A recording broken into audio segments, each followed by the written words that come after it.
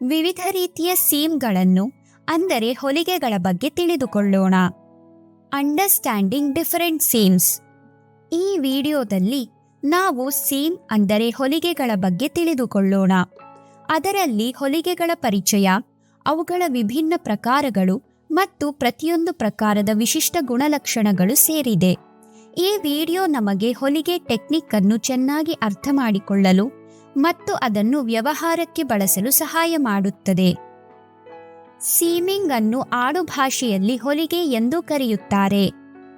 Seaming ಎಂದರೆ ಎರಡು ಅಥವಾ ಹೆಚ್ಚಿನ ಬಟ್ಟೆಯ ತುಂಡುಗಳನ್ನು ಒಟ್ಟಿಗೆ ಸೇರಿಸುವ ಒಂದು ವಿಧಾನವಾಗಿದ್ದು, ಹೊಲಿಗೆಗಳನ್ನು ಹಾಕಲು ದಾರವನ್ನು ಬಳಸಲಾಗುತ್ತದೆ.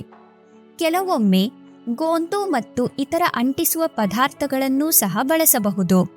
ಹೊಲಿಗೆಗಳನ್ನು ಕೈಯಿಂದ ಅಥವಾ ಯಂತ್ರದಿಂದ ಹಾಕಬಹುದು ಹಾಗೂ ಅವುಗಳನ್ನು ಬಿಚ್ಚಿ ಪುನಃ ಹೊಲಿಯಬಹುದು. ಹೊಲಿಗೆ ಬಟ್ಟೆಯ ಗಟ್ಟಿತನ, ಸಡಿಲತೆ, ವಿನ್ಯಾಸ ಮತ್ತು ಅಲಂಕಾರದ ಆಧಾರದ ಮೇಲೆ ವಿಭಿನ್ನ ಪ್ರಕಾರಗಳಲ್ಲಿ ಉಪಯೋಗಿಸಲಾಗುತ್ತದೆ. ಬನ್ನಿ ಹೊಲಿಗೆಗಳ ವಿವಿಧ ಪ್ರಕಾರಗಳನ್ನು ಅರ್ಥ ಮಾಡಿಕೊಳ್ಳೋಣ. Plain seam. ಎರಡು ಬಟ್ಟೆಯ ಪದರಗಳನ್ನು ಸೇರಿಸಿ ಹೊಲೆಯುವ ನೇರ ಹೊಲಿಗೆಯನ್ನು ಪ್ಲೇನ್ ಸೀಮಿಂಗ್ ಎಂದು ಕರೆಯಲಾಗುತ್ತದೆ. Press open seem.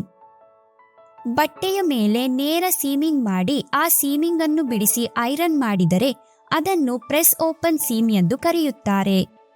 Corner seem.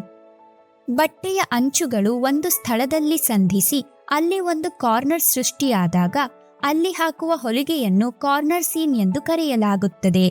Padded seam. ಎರಡು ಬಟ್ಟೆಗಳ ನಡುವೆ ಹತ್ತಿ ಅಥವಾ ತೆಳುವಾದ ಸ್ಪಾಂಜ್ ಇರಿಸಿ ಹೊಲಿಯುವ ಹೊಲಿಗೆಯನ್ನು ಪ್ಯಾಡೆಡ್ ಸೀಮ್ ಎಂದು ಕರೆಯುತ್ತಾರೆ. Top stitch seam. ಮೊದಲಿಗೆ ಬಟ್ಟೆಯ ಮೇಲೆ ಸೀಮ್ ಅಲೋಯನ್ಸ್ ಬಿಟ್ಟು ನೇರ ಹೊಲಿಗೆಯನ್ನು ಹಾಕಲಾಗುತ್ತದೆ. ನಂತರ ಬಟ್ಟೆಯನ್ನು ತಿರುಗಿಸಿ ಆ ಹೊಲಿಗೆಯ ಅಂಚಿನಲ್ಲಿ ಮತ್ತೊಂದು ಹೊಲಿಗೆಯನ್ನು ಹಾಕಲಾಗುತ್ತದೆ. ಇದನ್ನು ಟಾಪ್ ಸೀಮ್ ಎಂದು ಕರೆಯುತ್ತಾರೆ. Front seem.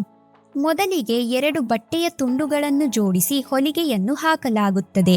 ನಂತರ ಬಟ್ಟೆಯನ್ನು ತಿರುಗಿಸಿ ಮಡಚಿ ಮತ್ತೊಂದು ಹೊಲಿಗೆಯನ್ನು ಹಾಕಲಾಗುತ್ತದೆ. ಇದನ್ನು ಫ್ರೆಂಚ್ ಸೀಮ್ ಎಂದು ಕರೆಯುತ್ತಾರೆ. ಲ್ಯಾಪ್ ಸೀಮ್. ಕ್ಯಾನ್ವಸ್ ಅನ್ನು ಹೊಲಿಯಲು ಒಂದು ಕ್ಯಾನ್ವಸ್ ಅನ್ನು ಇನ್ನೊಂದರ ಮೇಲೆ ಓವರ್ಲ್ಯಾಪ್ ಮಾಡಿ ಹೊಲಿಗೆ ಹಾಕಲಾಗುತ್ತದೆ. ಇದನ್ನು ಲ್ಯಾಪ್ ಸೀಮ್ ಎಂದು ಕರೆಯುತ್ತಾರೆ. Curved seem.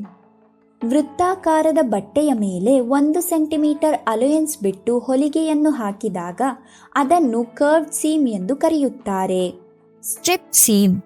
ಬಟ್ಟೆಯ ಮೇಲೆ ಸ್ಟ್ರಿಪ್ ಅಂದರೆ ಪಟ್ಟಿಯನ್ನು ಹಾಕಿ ಹೊಲಿದಾಗ ಅದನ್ನು ಸ್ಟ್ರಿಪ್ ಸೀಮ್ ಎಂದು ಕರೆಯಲಾಗುತ್ತದೆ. ವೆಲ್ಟ್ ಸೀಮ್. ಎರಡು ಬಟ್ಟೆಯ ತುಂಡುಗಳಲ್ಲಿ ಒಂದು ತುಂಡನ್ನು ಚಿಕ್ಕದಾಗಿ ಕತ್ತರಿಸಲಾಗುತ್ತದೆ. ಇನ್ನೊಂದಕ್ಕೆ ಹೆಚ್ಚಿನ ಸೀಮ್ ಅಲಯನ್ಸ್ ಬಿಡಲಾಗುತ್ತದೆ. ನಂತರ ಅದನ್ನು ಚಿಕ್ಕ ಬಟ್ಟೆಯ ತುಂಡಿನ ಮೇಲೆ ಮಡಚಿ ಹೊಲಿಯಬೇಕು. ಇದನ್ನು ವೆಲ್ಟ್ ಸೀಮ್ ಎಂದು ಕರೆಯುತ್ತಾರೆ. ಕಾರ್ಡೆಡ್ ಸೀಮ್ ಅಥವಾ ಪೈಪಿಂಗ್ ಸೀಮ್. ಪೈಪಿಂಗ್ ಮಾಡುವಾಗ ಬಟ್ಟೆಯ ಒಳಗೆ ದಪ್ಪ ದಾರವನ್ನು ಇಟ್ಟು ಹೊಲಿಗೆ ಮಾಡಲಾಗುತ್ತದೆ. ಇದನ್ನು ಕಾರ್ಡ್ ಅಥವಾ ಪೈಪಿಂಗ್ ಸೀಮ್ ಎಂದು ಕರೆಯಲಾಗುತ್ತದೆ. ಈ ಹೊಲಿಗೆ ತಂತ್ರಗಳನ್ನು ಕಲಿಯುವ ಮೂಲಕ ನಾವು ನಮ್ಮ ಕೌಶಲ್ಯಗಳನ್ನು ಹೆಚ್ಚಿಸಿಕೊಂಡು ಉತ್ತಮ ಗುಣಮಟ್ಟದ ಉಡುಪುಗಳನ್ನು ತಯಾರಿಸಬಹುದು. ಸಾರಾಂಶ. ನಾವು ಹೊಲಿಗೆಯ ವಿವಿಧ ತಂತ್ರಗಳ ಬಗ್ಗೆ ಕಲಿತಿದ್ದೇವೆ. ಇದರಲ್ಲಿ ಹೊಲಿಗೆಗಳ ಪ್ರಕಾರಗಳನ್ನು ವಿವರಿಸಲಾಗಿದೆ. ಪ್ರತಿಯೊಂದು ಹೊಲಿಗೆಯ ವಿಶೇಷತೆಗಳು ಮತ್ತು ಉಪಯೋಗಗಳನ್ನು ವಿವರವಾಗಿ ತಿಳಿಸಲಾಗಿದೆ. ಈ ಮಾಹಿತಿಯು ನಮಗೆ ಹೊಲಿಗೆ ಟೆಕ್ನಿಕ್ ಅನ್ನು ಚೆನ್ನಾಗಿ ಅರ್ಥ ಮಾಡಿಕೊಳ್ಳಲು ಮತ್ತು ಅದನ್ನು ವ್ಯಾವಹಾರಿಕವಾಗಿ ಬಳಸಲು ಸಹಾಯ ಮಾಡುತ್ತದೆ. ಈಗ ನಿಮಗೆ ಒಂದು ಕೆಲಸ. ಯಾವುದಾದರೂ ಚೀಲದ ಮೇಲೆ ಪ್ಯಾಡೆಡ್ ಸೀಮ್ ಹೊಲಿದು ತೋರಿಸಿ.